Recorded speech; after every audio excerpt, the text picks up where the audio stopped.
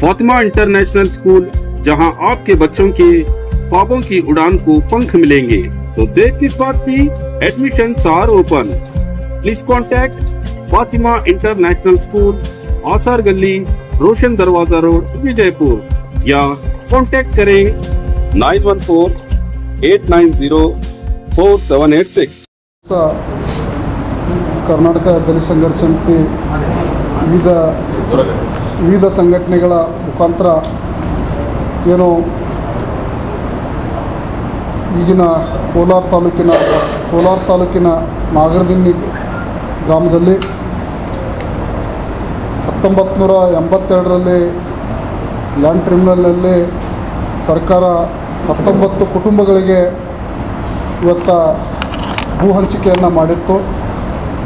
ಸುಮಾರು 42 ವರ್ಷಗಳ ನಂತರ ಇವತ್ತು ದಿವಸ ಮತ್ತೆ ಕೋರ್ಟಿನ ಮುಖಾಂತರ ಸರ್ಕಾರ ಆ ಭೂಮಿಯನ್ನು ವಾಪಸ್ ಪಡೆಯುವ ಹಂತಕ್ಕೆ ಹೋಗ್ತಾ ಇರೋದು ಖೇದದ ಸಂಗತಿ ಅಂತಕ್ಕಂಥ ವಿಚಾರವನ್ನು ಇಟ್ಕೊಂಡು ಇವತ್ತು ದಿವಸ ಜಿಲ್ಲೆಯಲ್ಲಿ ಒಂದು ಪತ್ರಿಕಾಗೋಷ್ಠಿಯನ್ನು ಕರೆದಿದ್ದೇವೆ. ಈ ಪತ್ರಿಕಾಗೋಷ್ಠಿಗೆ ನಮ್ಮ ನಾಯಕರಾದಂಥ ರಮೇಶ್ ಆಸಂಗಿ ಸಾಹೇಬರು, ರಾಜ್ಯ ಸಂಘಟನಾ ಸಂಚಾಲಕರು, ಮತ್ತು ವಿಭಾಗೀಯ ಸಂಚಾಲಕರಾದಂಥ ವಿನಾಯಕ್ ಗುಣಸಾಗರ್ ಸರು, ಮತ್ತು ಇನ್ನೊಬ್ಬರು ಸ್ನೇಹಿತರಾದಂಥ ಚಂದ್ರಕಾಂತ್ ಸಿಂಘೆ ಅವರು ದಲಿತ ಸಮಿತಿ ಜಿಲ್ಲಾ ಸಂಚಾಲಕರು, ಮತ್ತು ಜಿಲ್ಲಾ ಸಂಘಟನಾ ಸಂಚಾಲಕರಾದಂಥ ಶರಣು ಶಿಂದೆ ಅವರು, ಮತ್ತು ಜಿಲ್ಲಾ ಸಂಘಟನಾ ಸಂಚಾಲಕರಾದ ಚನ್ನು ಕಟ್ಟಿಮನಿಯವರು, ಮತ್ತು ಜಿಲ್ಲಾ ಸಂಘಟನಾ ಸಂಚಾಲಕರಾದಂಥ ಲಕ್ಕು ಬಡ್ಗೇರವರು, ಮತ್ತು ಅಭಿಷೇಕ್ ಚಕ್ರವರ್ತಿ ಅವರು ಈಗಾಗಲೇ ಹಿರಿಯ ಮುಖಂಡರು ಬರುತ್ತಿದ್ದಾರೆ. ಹೀಗಾಗಿ ಇದನ್ನು ಉದ್ದೇಶಿಸಿ ನಮ್ಮ ನಾಯಕರಾದಂಥ ರಮೇಶ್ ಆಸಂಗಿ ಸಾಹೇಬರು ತಮ್ಮ ಮುಂದೆ ಪ್ರಸ್ತಾವನೆ ಮಾಡಿ. ಮಾನ್ಯ ಪತ್ರಿಕಾ ಮಾಧ್ಯಮದ ಮಿತ್ರರೇ ಮತ್ತು ವರದಿಗಾರರೇ, ತಮ್ಮಲ್ಲಿ ನಾನು ರಮೇಶ್ ಆಸಂಗಿ ರಾಜ್ಯ ದಲಿತ ಸಂಘರ್ಷ ಸಮಿತಿ ಸಂಘಟನಾ ಸಂಚಾಲಕಾಗಿ ಇವತ್ತು ನಾಗರದಿನ್ನಿ ಮತ್ತು ಕುರುಬರದಿನ್ನಿ ಜಮೀನಿನಲ್ಲಿ ಹೆಚ್ಚುವರಿಯಾದಂಥ ಜಮೀನಿನಲ್ಲಿ ಇವತ್ತು ಸುಪ್ರೀಂ ಕೋರ್ಟ್ ಆರ್ಡರ್ ಮುಖಾಂತರ 1982ರಲ್ಲಿ ಹೆಚ್ಚುವರಿ ಜಮೀನನ್ನು ಆವಾಗ ಭೂ ಸುಧಾರಣಾ ಕಾಯ್ದೆ ಪ್ರಕಾರ 1982ರಲ್ಲಿ ಈ ಜಮೀನವನ್ನು ದಲಿತರಿಗೆ ಮೂಲ ಅಸ್ಪೃಶ್ಯರಾದಂಥವ್ರಿಗೆ ದಲಿತರಿಗೆ ಈ ಜಮೀನವನ್ನು 19 ಜನಾಂಗದ ಕುಟುಂಬದವರಿಗೆ, ಜಮೀನಿಲ್ಲದಂಥ ರೈತರಿಗೆ ಇವತ್ತು ಈ ಜಮೀನನ್ನು 76 ಎಕರೆ ಜಮೀನನ್ನು ಕೊಟ್ಟಿದ್ದರು. ಆ ಕೊಟ್ಟು 50 ವರ್ಷ ನಾವು ಸಾಗುವಳಿಯಲ್ಲಿ ಇದ್ದೀವಿ. 50 ವರ್ಷ ಸಾಗುವಳಿಯನ್ನು ಮಾಡ್ತಾ ನಮ್ಮ ಕುಟುಂಬ ನಿರ್ವಹಣೆಯನ್ನು ಮಾಡ್ತಿದ್ದೀವಿ. ಇದರ ಸಲುವಾಗಿ ನಮ್ಮ ಬದುಕನ್ನು ಕಟ್ತಿದ್ದೀವಿ. ಇವತ್ತು ಆ ಜಮೀನು ಭೂನ್ಯಾಯ ಮಂಡಳದಲ್ಲಿ 2072ರಲ್ಲಿ ಮತ್ತು 2006ರಲ್ಲಿ ಭೂನ್ಯಾಯ ಮಂಡಳಿಯಲ್ಲಿ ಈ ಜಮೀನು ಸಂಪೂರ್ಣ ದಲಿತರ ಪರವಾಗಿ ಇವತ್ತು ಅವರಿಗೆ ನ್ಯಾಯ ಸಿಕ್ಕಿತ್ತು. ಆ ನ್ಯಾಯ ಸಿಕ್ಕಿದ್ದನ್ನು ಇವತ್ತು ಭೂಮಾಲೀಕರು ಬೋರ್ಡ್ ಮೆಟ್ಟಲನ್ನು ಏರಿ ಜಮೀನನ್ನು ಮತ್ತೆ ಅವರಂತೆ ಮಾಡಿಕೊಂಡಿದ್ದರಿಂದ ಇವತ್ತು ಅದು ನಮ್ಮ ಜನಾಂಗ ಇವತ್ತು ಕಂಗಾಲಾಗಿ ಅವ್ರನ್ನ ಒಕ್ಕಲೆಬ್ಬಿಸಲಿಕ್ಕೆ ಜಿಲ್ಲಾಡಳಿತವನ್ನು ತಹಸೀಲ್ದಾರ್ ಕೋಲಾರ ಅವರು ನೀವು ಜಮೀನನ್ನು ಬಿಟ್ಟು ಕೊಡಿ, ಕೋರ್ಟ್ ಆರ್ಡರ್ ಇದು ಆಗ ಅಂತ ಅನ್ನೋದು. ಆದರೆ ನಾವು 40 ವರ್ಷ ಕಬ್ಜಾದಲ್ಲಿದ್ದೀವಿ. ನಾವು 40 ವರ್ಷ ಕಬ್ಜಾದಲ್ಲಿದ್ದಾಗ ಸುಪ್ರೀಂ ಕೋರ್ಟ್ ಇವತ್ತು ಕಬ್ಜಾವನ್ನು ಬಿಟ್ಟು ಕೊಡಿ ಅಂತ ಏನು ಹೇಳಿಲ್ಲ. ಇವತ್ತು ನಮ್ಮ ಮಕ್ಕಳು ಮರಿಯಾಗಲಿ, ನಮ್ಮ ಹೆಣ್ಣು ಮಕ್ಕಳಾಗಲಿ, ನಾವು ಜಮೀನಿಲ್ಲದಂಥ ನಾವು ಜನಾಂಗ ಇವತ್ತು ಎಲ್ಲ ಈ ಪರಿಶಿಷ್ಟ ಜಾತಿ ಪರಿಶಿಷ್ಟ ವರ್ಗಗಳ ಜನ ನಾವು ಎಲ್ಲಿ ಹೋಗಬೇಕು?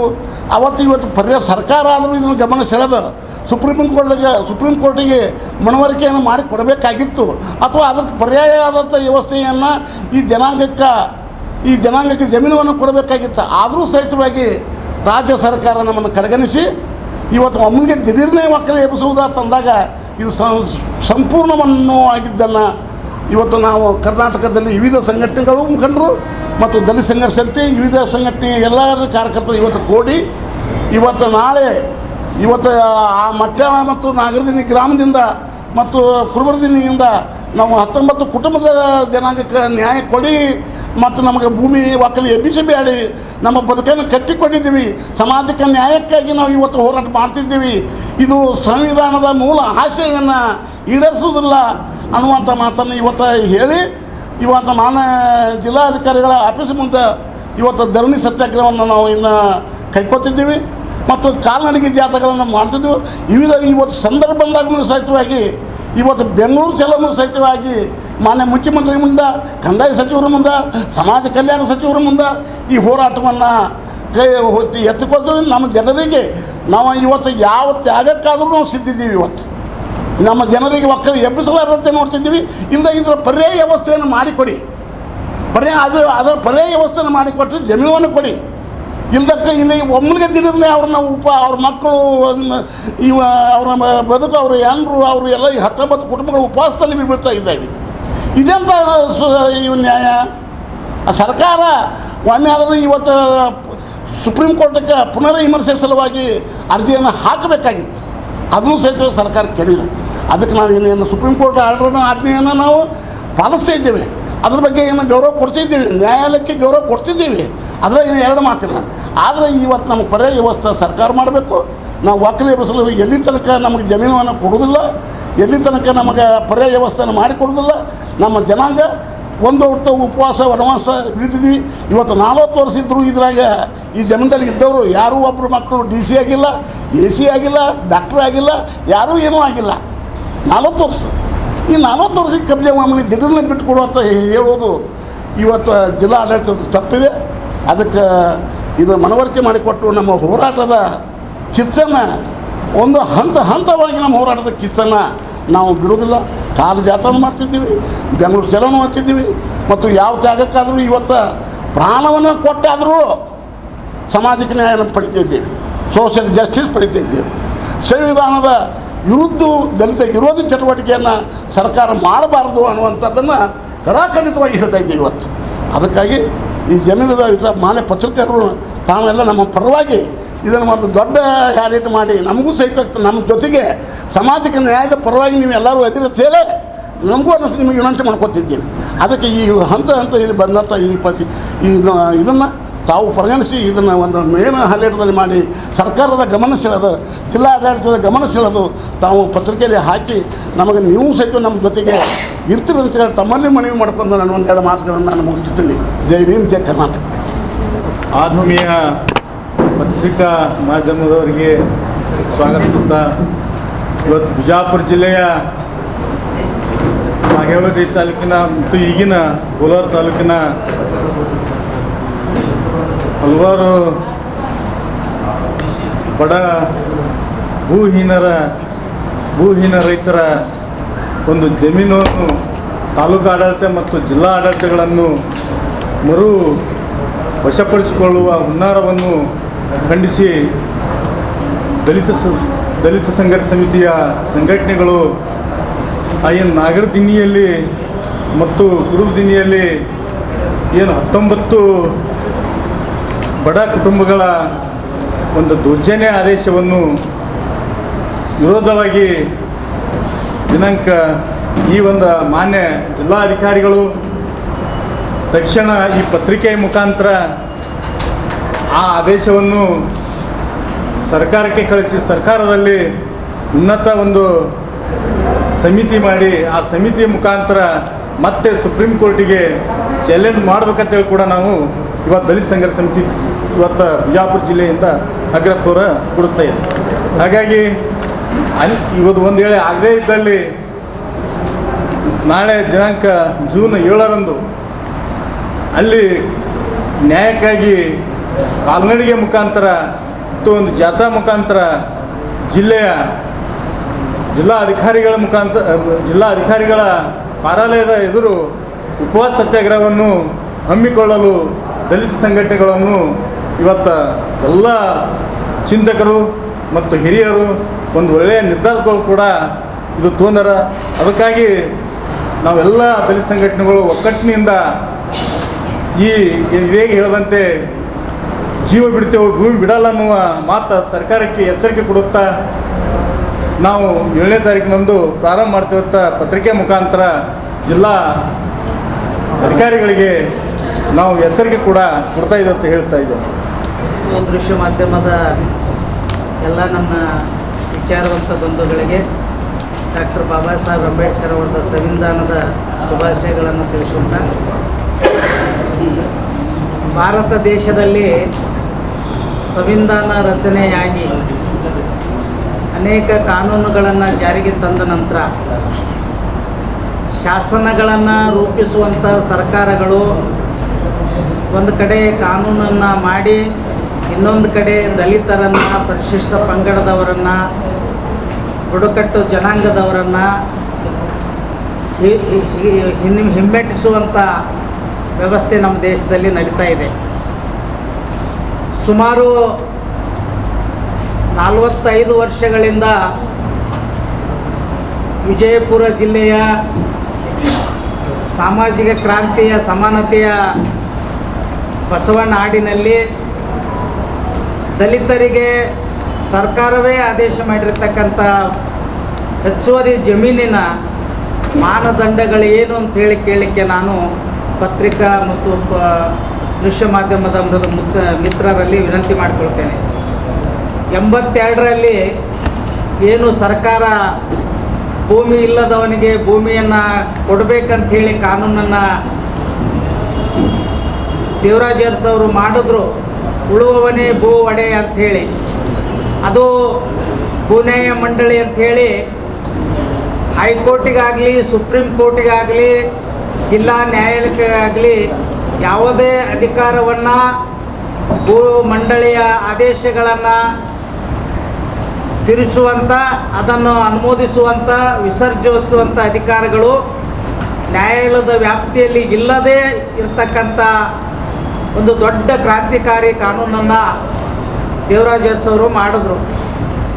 ಅದಾದ ನಂತರ ಕರ್ನಾಟಕ ರಾಜ್ಯದಲ್ಲಿ ಏನು ಭೂಮಿ ಇಲ್ಲದೆ, ಮನೆ ಇಲ್ಲದೆ ತಮ್ಮ ಬದುಕನ್ನು ಕಟ್ಟಿಕೊಳ್ಳಿಕ್ಕೆ ಹೆಣಗಾಡ್ತಿದ್ರು, ಆ ನಿಟ್ಟಿನಲ್ಲಿ ದೇವರಾಜ ಅರಸು ಅವರು ಕಾನೂನನ್ನು ಮಾಡಿದ ನಂತರ ಇಡೀ ರಾಜ್ಯಾದ್ಯಂತ ತಾಲೂಕಾ ಮಟ್ಟದಲ್ಲಿ ಕ್ರಿಮಿನಲ್ ಲ್ಯಾಂಡ್ ಅಂತೇಳಿ ಪ್ರಾರಂಭವಾದವು. ಅದಕ್ಕೆ ಅಸಿಸ್ಟೆಂಟ್ ಕಮಿಷನರ್, ಉಪವಿಭಾಗಾಧಿಕಾರಿಗಳು, ಸಬ್ ಡಿವಿಷನಲ್ ಅವರ ನೇತೃತ್ವದಲ್ಲಿ ಸರ್ಕಾರ ಒಬ್ಬ ಭೂಮಿ ಜಮೀನ್ದಾರ ಎಷ್ಟು ಭೂಮಿಯನ್ನು ಹೊಂದಿರಬೇಕು, ಹೆಚ್ಚಾದಂಥ ಜಮೀನುಗಳನ್ನು ಸರ್ಕಾರಕ್ಕೆ ತೆಗೆದುಕೊಂಡು ಅದನ್ನು ಭೂರಹಿತ ಕೃಷಿ ಕಾರ್ಮಿಕರಿಗೆ, ಬಡವರಿಗೆ, ಹಿಂದುಳಿದ ವರ್ಗಗಳಿಗೆ ಕೊಡಬೇಕೆಂಬಂಥ ಕಾನೂನನ್ನು ಜಾರಿ ಮಾಡಿದ ನಿಟ್ಟಿನಲ್ಲಿ 82ರಲ್ಲಿ ವಿಜಯಪುರದ ವಿಭಾಗಾಧಿಕಾರಿಗಳು ಆ ಏನು ಹೆಣ್ಮಗಳ ಹೆಸರಿನಲ್ಲಿ ಇರ್ತಕ್ಕಂಥ ಬಿರಾದಾರ ಎನ್ನುವಂಥ ಹೆಣ್ಮಗಳ ಹೆಸರಿನಲ್ಲಿರ್ತಕ್ಕಂಥ ಜಮೀನನ್ನು ಸರ್ಕಾರವೇ ಮುಟ್ಟುಗೋಲು ಹಾಕಿಕೊಂಡು, ಸರ್ಕಾರವೇ ಹೆಚ್ಚುವರಿ ಅಂತ ಹೇಳಿ ಪರಿಗಣಿಸಿ ಅದನ್ನು 19 ಜನ ಬಡ ಕುಟುಂಬಗಳಿಗೆ ಹಂಚಿಕೆ ಮಾಡಿದ್ದನ್ನು ನಾವು ಈ ಎಲ್ಲ ಕಾಗದ ಪತ್ರಗಳಿಂದ ತಿಳಿದುಕೊಂಡಿದ್ದೆ. 19 ಜನರಲ್ಲಿ 4 ಜನ ಲಂಬಾಣಿ ಜನಾಂಗಕ್ಕೆ, 6 ಜನ ಮಾದಿಗ ಜನಾಂಗಕ್ಕೆ, 4 ಜನ ಚಲವಾದಿ ಜನಾಂಗಕ್ಕೆ, 4 ಜನ ಮುಸ್ಲಿಂ ಅಲ್ಪಸಂಖ್ಯಾತರ ಜನರಿಗೆ ಮತ್ತು 1 ಹಿಂದುಳಿದ ಇರ್ತಕ್ಕಂಥ ರೆಡ್ಡಿ ಜನಾಂಗಕ್ಕೆ ಸುಮಾರು 12 ಎಕರೆ ಜಮೀನವನ್ನು ಸ್ವಾಧೀನಪಡಿಸಿಕೊಂಡು ಕಾನೂನು ಪ್ರಕ್ರಿಯೆಯಲ್ಲಿ ಅದನ್ನು ಜಾರಿ ಮಾಡಿದ್ದಾರೆ. ಮುಂದೆ 82ರಿಂದ 92ರೊಳಗೆ ಹೈಕೋರ್ಟಿಗೆ ಹೋಗಿ ಒಂದು ರಿಟ್ ಪಿಟಿಷನ್ ಅವರು ತೆಗೆದುಕೊಂಡು ಅದನ್ನು ಸ್ಟಾಪ್ ಮಾಡಲಿಕ್ಕೆ ಆದೇಶ ಮಾಡಿದ್ದನ್ನು ನಾವೆಲ್ಲ ನೋಡ್ತಿದ್ದೇವೆ. ಇಲ್ಲಿ ಒಂದು ಗಮನಿಸಬೇಕಾದ ವಿಚಾರ ಅಂತ ಹೇಳಿದರೆ, ಸರ್ಕಾರ ಮಟ್ಟದಲ್ಲಿಯೇ ನಮ್ಮ ಜನರಿಗೆ ನ್ಯಾಯಾಧೀಶರನ್ನು, ವಕೀಲರನ್ನು ನಾವು ನೇಮಿಸಲಿಕ್ಕೆ ಆರ್ಥಿಕ ಬಲಹೀನರಾಗಿರ್ತಕ್ಕಂಥ ಸಂದರ್ಭದಲ್ಲಿ ಸರ್ಕಾರವೇ ಅಭಿಯೋಜಕರನ್ನ ನೇಮಕ ಮಾಡಿ ಸರ್ಕಾರ ಆದೇಶ ಮಾಡಿರ್ತಕ್ಕಂಥ, ಸರ್ಕಾರವೇ ಆದೇಶ ಇರ್ತಕ್ಕಂಥ ಏನು ಈ ಕಾನೂನುಗಳಿದ್ದಾವೆ ಅವನ್ನೆಲ್ಲ ಗಾಳಿಗೆ ತೂರಿ ಇವತ್ತು ಹೈಕೋರ್ಟ್ ಮುಗಿದ ಮೇಲೆ 2-3 ಸಲ, ತದನಂತರ ಸುಪ್ರೀಂ ಕೋರ್ಟಿಗೆ ಅಪೀಲನ್ನು ಮಾಡಿದ್ರು. ಆ ಸುಪ್ರೀಂ ಕೋರ್ಟ್ನಲ್ಲಿ ಈ ಜನರಿಗೆ ನ್ಯಾಯ ಕೊಡಿಸುವಂಥ ನಿಟ್ಟಿನಲ್ಲಿ ಯಾರೂ ಸರ್ಕಾರದ ವತಿಯಿಂದ ಯಾವುದೇ ಒಬ್ಬ ಪಬ್ಲಿಕ್ ಪ್ರಾಸಿಕ್ಯೂಟರ್ ಆಗಲಿ, ಆಮೇಲೆ ಸ್ಪೆಷಲ್ ಲಾ ಆಫೀಸರ್ನಾಗಲಿ ನೇಮಕ ಮಾಡಲಿಲ್ಲ. ಇದು ದುರ್ದೈವ, ಇದು ಖಂಡನೀಯ. ಅದಕ್ಕೆ ಸರ್ಕಾರವೇ ಹೊಣೆಯಾಗಬೇಕಾಗ್ತದೆ. ನಾವು ಬಿರಾದರ್ ಅನ್ನುವಂಥ ಹೆಣ್ಮಗಳ ಜಮೀನನ್ನು ಹಂಚಿಕೆ ಮಾಡಂತ ಹೇಳಿ ಹೋಗಿದ್ದಿಲ್ಲ. ನಾವು ಬಿರಾದರ ಹೆಣ್ಮಗಳ ಹೆಚ್ಚುವರಿ ಜಮೀನನ್ನು ಸರ್ಕಾರವೇ ಮುಟ್ಟುಗೋಲು ಹಾಕ್ಕೊಂಡು ಅವರಿಗೇ ಕೊಟ್ಟು ಸುಮಾರು 45 ವರ್ಷಗಳಿಂದ ಬದುಕನ್ನು ಕಟ್ಕೊಂಡಿರಂಥ ಸಂದರ್ಭದಲ್ಲಿ ಅದನ್ನು ಏಕಾಏಕಿ ಈಗ ಆ ತಾಲೂಕಿನ ತಹಸೀಲ್ದಾರ್ ಹೋಗಿ ಅವರಿಗೆ ನೋಟಿಸ್ ಕೊಡ್ತಾರಂತ ಹೇಳಿದರೆ ಈ ದೇಶದಲ್ಲಿ ಕಾನೂನಿಗೆ ಎಷ್ಟು ಬೆಲೆ ಇದೆ ಅನ್ನೋಂಥದ್ದು ನಾವು ಆಲೋಚನೆ ಮಾಡಬೇಕಾಗ್ತದೆ. ಸರ್ವೋಚ್ಚ ನ್ಯಾಯಾಲಯದ ತೀರ್ಪನ್ನು ನಾವು ಗೌರವಿಸ್ತೇವೆ, ನಮ್ಮ ಸ್ನೇಹಿತರು ಗೌರವಿಸ್ತೇವೆ. ಅದ್ರ ಜೊತೆಗೆ ನಾವು ಒಂದು ಆಗ್ರಹ ಪೂರ್ವಕವಾಗಿ ವಿನಂತಿ ಮಾಡ್ಕೊಳ್ಳೋದೇನಂತ ಹೇಳಿದ್ರೆ, ಸರ್ಕಾರದ ಮಟ್ಟದಲ್ಲಿ ನೀವು ಬೇರೆ ಪರ್ಯಾಯ ಜಮೀನವನ್ನು ಅವರಿಗೆ ಒದಗಿಸಿಕೊಟ್ಟು ಆಮೇಲೆ ನೀವು ಅವ್ರಿಗೆ ಹ್ಯಾಂಡ್ ಓವರ್ ಮಾಡಿರಿ ಅಂತ ಹೇಳಿ ಕೇಳಲಿಕ್ಕೆ ನಾನು ಬಯಸ್ತೇನೆ. ಯಾಕಂತ ಹೇಳಿದ್ರೆ ನೀವು ಜಮೀನನ್ನು ಕೊಡಲಾರ್ದೇ ಅವ್ರನ್ನ ಬೇರೆ ಕಡೆ ಒಕ್ಕಬ್ಬಿಸೋದಾಗಲಿ, ಅವ್ರ ಮೇಲೆ ಇನ್ನಿತರ ಪೊಲೀಸ್ ಅಧಿಕಾರಿಗಳಿಂದ ಅಲ್ಲಿ ಇರ್ತಕ್ಕಂಥ ಆಫೀಸರ್ಗಳಿಂದ ಹಲ್ಲೆ ಆದರೆ ಅದು ಇಡೀ ಸರ್ಕಾರದ ಮೇಲೆ ಹೊಣೆ ಆಗುತ್ತದೆ. ಅದಕ್ಕಾಗಿ ನಾವು ಎಲ್ಲ ಸಂಘಟನೆಗಳ ಪ್ರಗತಿಪರ ಚಿಂತಕರೆಲ್ಲ ಕೂಡಿಕೊಂಡು ಮಾನ್ಯ ಜಿಲ್ಲಾಧಿಕಾರಿಗಳಿಗೆ ಈ ನ್ಯೂಸ್ನಲ್ಲಿ ಏನು ಮಾಡಬೇಕು, ಸರ್ಕಾರ ಕಾನೂನು ಪ್ರಕ್ರಿಯೆಗಳೇನು ಅದನ್ನೆಲ್ಲ ಮಾಡಲಿಕ್ಕೆ ನಾವೊಂದು ಪ್ರಯತ್ನವನ್ನು ಸರ್ಕಾರಕ್ಕೆ ಆಗಲೇ ಕೊಟ್ಟಿದ್ದಾಗಿದೆ. ಇದಕ್ಕೆ ಸಂಬಂಧಪಟ್ಟಂಥದ್ದು ಲಾ ಆಫೀಸರ್ ಆಗಲಿ, ರೆವಿನ್ಯೂ ಮಿನಿಸ್ಟರ್ ಆಗಲಿ, ಮತ್ತು ಏನು ಹಿಂದುಳಿದ ವರ್ಗಗಳ ಮುಖ್ಯಮಂತ್ರಿಗಳಾಗಿರ್ತಕ್ಕಂಥ ಸಿದ್ದರಾಮಯ್ಯನವರು ಈ ನಿಟ್ಟಿನಲ್ಲಿ ಬಹಳಷ್ಟು ಆಲೋಚನೆ ಮಾಡಬೇಕು. ಸರ್ಕಾರಕ್ಕೆ ಮುಟ್ಟುವಂಥ ಇಲ್ಲಿರ್ತಕ್ಕಂಥ ಎಲ್ಲ ಕಾನೂನಿನ ಪ್ರಕ್ರಿಯೆಗಳನ್ನು ಸರ್ಕಾರದ ಮಟ್ಟದಲ್ಲಿ ತರಲಿಕ್ಕೆ ಆಗ್ರಹಪೂರ್ವಕವಾಗಿ ಮಾಡಬೇಕಂತೇಳಿ ನಾನು ತಮ್ಮಲ್ಲಿ ಪತ್ರಿಕಾಗೋಷ್ಠಿಯ ಮುಖಾಂತರ ತಮ್ಮಲ್ಲಿ ವಿನಂತಿ ಮಾಡಿಕೊಂಡು, ನಾನು ಒಂದು ವಿನಂತಿ, ಯಾವುದ್ಯಾವುದೋ ಪತ್ರಿಕೆಗಳಲ್ಲಿ ಬರುವಂಥ ಬದುಕನ್ನು ಕೊಟ್ಟಿರ್ತಕ್ಕಂಥ ಈಗ ಮುದಿ ಮಕ್ಕಳು, ಮರಿ ಮಕ್ಕಳು, ಅತ್ತಾಜ್ಜರು, ಮುತ್ತಜ್ಜರು ಎಲ್ಲರೂ ಸೇರಿ ಇವತ್ತು ಆ ಬದುಕಿನಲ್ಲಿ ಒಂದು ಏನು ಬೋಡೋಜರ್ ತೆಗೆದುಕೊಂಡು ಹೋಗಿ ಆಗಲಿ, ಪೊಲೀಸ್ ಫೋರ್ಸ್ದಿಂದ ಆಗಲಿ ಅದನ್ನೆಲ್ಲ ಮಾಡೋಕ್ಕೆ ನಾವು ಅವಕಾಶ ಕೊಡೋದಿಲ್ಲ. ಇದು ಮಾನವ ಹಕ್ಕುಗಳ ಉಲ್ಲಂಘನೆ ಆಗ್ತಿದೆ. ಇದು ಮಾನವ ಹಕ್ಕುಗಳ ಮೇಲೆ ದೌರ್ಜನ್ಯ ಆಗ್ತಾ ಇದೆ.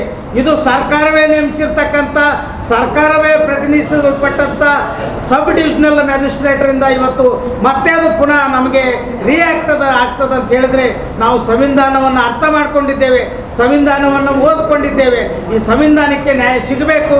ಅದಕ್ಕೆ ತಾವೆಲ್ಲ ಪತ್ರಿಕಾ ನನ್ನ ಅತ್ಯಂತ ಕಳಕಳಿಯ ವಿನಂತಿ ಇದೆ, ತಾವೆಲ್ಲರೂ ಇದನ್ನು ಇಡೀ ನಾಳೆ ಬಿಜಾಪುರ ಜಿಲ್ಲೆಯಲ್ಲಿ ಒಂದು ಹೊಸತನ, ಇನ್ನೂ ಭಾಳಷ್ಟು ಪ್ರಕರಣಗಳಿದ್ದಾವೆ. ಇದು ಒಂದು ಉದಾಹರಣೆ ಅಷ್ಟೇ.